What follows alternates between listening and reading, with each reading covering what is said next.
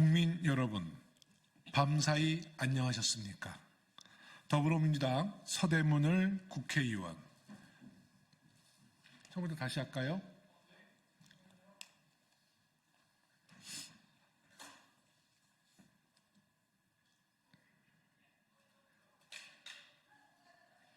할까요? 국민 여러분, 밤사이 안녕하셨습니까? 더불어민주당 서대문을 국회의원 김영호 프란치스코입니다. 어젯밤 윤석열 대통령이 비상계엄을 선포했습니다.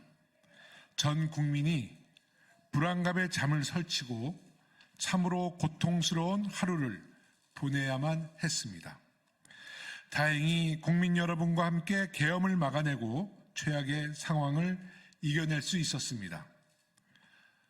어째 사람이 이 모양입니까? 지난 11월 28일 천주교 사제 1466명이 대통령의 사명을 저버린 책임을 물어 윤석열 대통령의 파면을 선고하자는 내용의 시국선언을 발표한 바 있습니다. 오늘은 비상계엄을 목도한 천주교 신앙인들이 간절히 기도하는 마음으로 이 자리에 섰습니다. 그럼 윤석열 암브로시오에게 퇴진을 요구하는 천주교인 3,109명의 시국선언을 듣겠습니다. 그럼 오늘 이 자리에 참석하신 분들을 소개하겠습니다. 우선 김우연 신부님 강우연 신부님 함께 해주셨습니다. 기춘 교우님 참석하셨습니다. 이원영 교우님 참석하셨습니다. 곽성근 교우님 참석하셨습니다. 최용진 교우님 참석하셨고요. 문영환 교우님 참석하셨습니다. 그럼 지금부터 기자회견문을 낭독하도록 하겠습니다.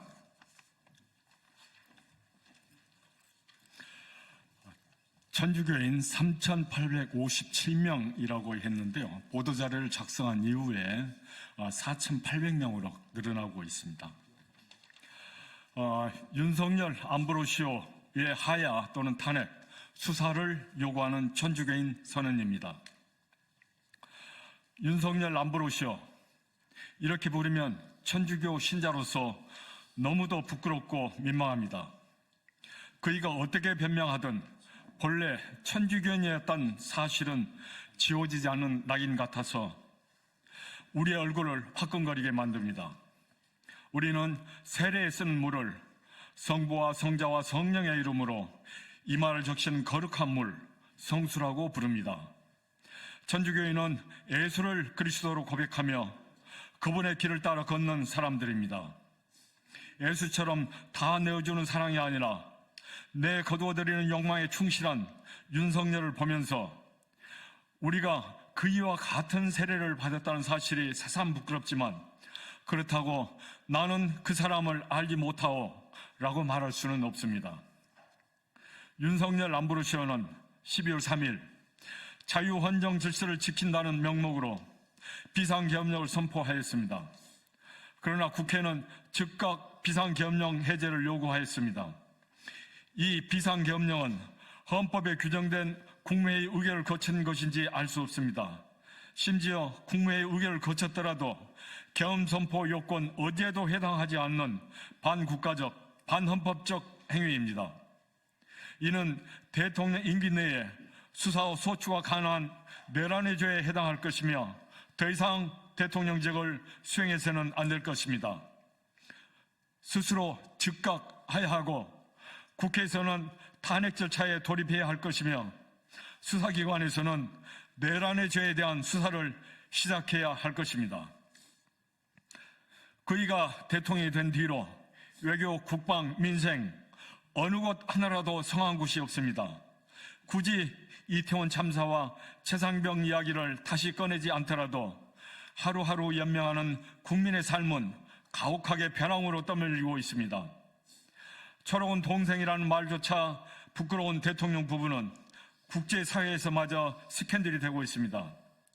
연일 터져 나오는 소식들은 이들의 추한 몰골을 입증하고 고스란히 보여주고 있는데 이 정도일 줄은 몰랐다는 말이 세상의 한숨으로 이어지고 있습니다. 정치란 국가 시스템을 통하여 백성들의 숨통을 열어주는 일일 텐데, 그래서 프란치스코 교황께서는 정치적 사랑을 최고의 예술이라고까지 말씀하였습니다.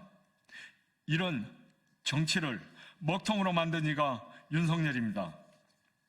그래서 각계각층, 심지어 교수와 사제들까지 나서서 시국선언을 발표하고 주말마다 수만 명의 군중이 대통령의 사퇴를 요구하며 촛불을 들고 있지만 윤석열 안보로시아는 비상겸령 성포로 응답했습니다. 그는 하느님께서 뚫어주신 길을 막고 국민의 입을 틀어막으려 합니다. 사실상 그이가 용산에 쌓아올린 것은 바벨탑입니다. 들을 귀야 아는 것이 없어서 소통이 단절된 상태에서 무조건 하늘 높이 타터오르는 이들이 대통령과 대통령실 참모들입니다. 이태원에서 150명의 젊은이가 죽고 수해 복구를 위해 대민봉사에 나갔던 현역 군인이 수장된 후 라마에서 소리가 들린다. 울음소리와 애끓는 통곡소리. 라헬이 자식들을 잃고 운다. 자식들이 없으니 위로도 마다한다는 성서 말씀처럼 온 천지가 울며 하소연할 때 누구 하나 책임지는 사람이 없고 대통령과 어떤 정부기관도 성의 있게 응답하지 않는 데는 다 이유가 있습니다. 세월호 참사 당시에 그때 그 자리에 국가는 없었다라고 말했는데 윤석열 정부에서도 마찬가지로 국가는 없었고 앞으로도 없을 것이라는 사실에 우리는 절망합니다. 하지만 절망은 국민의 몫이 아니라 윤석열과 사실상의 대통령실 주인인 김건희와 그 수하들의 몫이어야 합니다. 시편 저자는 악인들은 바람에 흩어지는 겨와 같다고 했습니다. 그리고 심판 때에 죄인들이 의인들의 모임에 감히 서지 못하리라고 합니다. 의인들의 길은 주님께서 알고 계시고 악인들의 길은 멸망에 이르기 때문이라고 합니다. 지금 이 나라는 눈먼 무사와 선무당이 국정을 이끌고 있습니다. 그 앞에서 장구와 징을 치고 꽹과리를 울리던 자들에게는 미래가 없습니다. 그들에게서 절망을 확인하고 다른 미래를 준비한 이들이 의인입니다. 악인들의 뜻에 따라 걷지 않고 죄인들의 길에 들지 않으며 오만한 자들의 자리에 앉지 않는 사람, 오히려 주님의 가르침을 좋아하고 그분의 가르침을 밤낮으로 되새기는 사람을 하느님은 축복합니다. 그들은 결국 시냇가에 심겨 제때의 열매를 내며 잎이 시들지 않는 나무와 같이 하는 일마다 잘 되리라 라고 시편에서 이야기하고 있습니다. 대통령이 명동성당 밥집에서 앞치마를 두르고 노숙인에게 배식을 한다고 악인이 의인으로 둔갑하지 않습니다. 그가 든 주걱이 그를 고발하고 그녀가 아는 아이들이 그녀를 고소할 것입니다. 윤석열 안브로시오 대통령, 어차피 제 것이 아니었던 권력을 놓으십시오.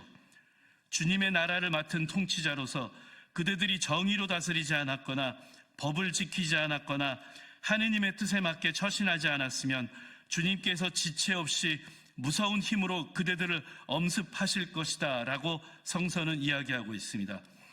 같은 천주교 신자로서 마지막으로 권고합니다. 스스로 하야하고 회개하십시오. 상한 영혼이라도 아예 내치지 않으신다는 하느님의 자비에 기대어 자신의 잘못을 뉘우치고 국회의 탄핵과 수사기관의 수사를 기다리십시오. 그것만이 이제까지의 잘못을 조금이나마 속죄하는 길이 될 것입니다.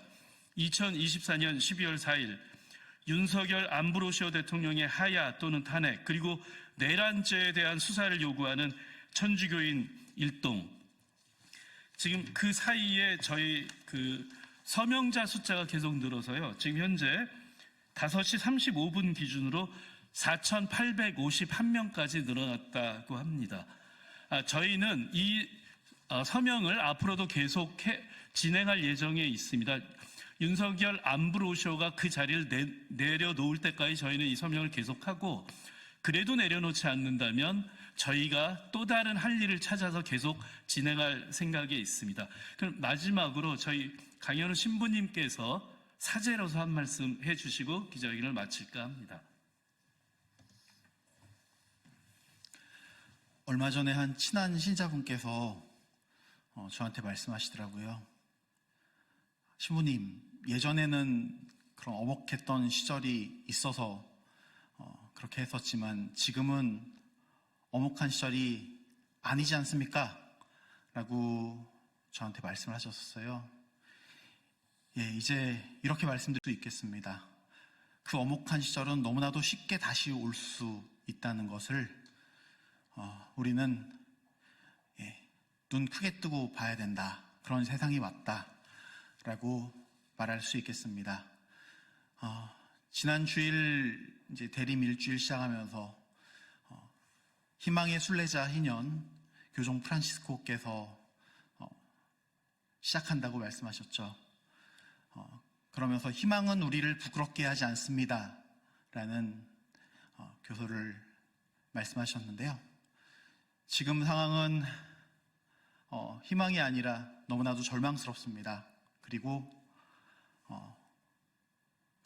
너무나도 부끄러운 상황이고 오히려 그 부끄러움의 몫을 이를 저지른 사람이 아니라 우리 모두가 오히려 더 그 치욕감과 부끄러움을 느끼고 있는 상황입니다. 절차적으로도 그렇고 내용상으로도 그렇고 비상계엄에 해당되지 않는 그런 것을 비상계엄을 저질러서 모든 국민들을 겁박한 게 아닌가 생각합니다.